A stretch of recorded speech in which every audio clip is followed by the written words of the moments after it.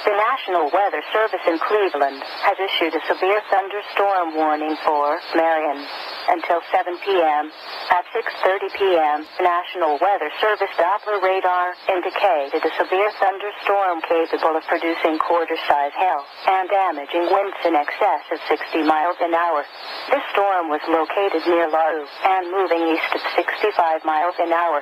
Locations impacted include Marion. This is a dangerous storm.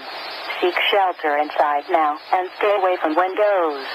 Please report hail and strong winds to the National Weather Service by calling toll-free 877-633-6772 when you can do so safely.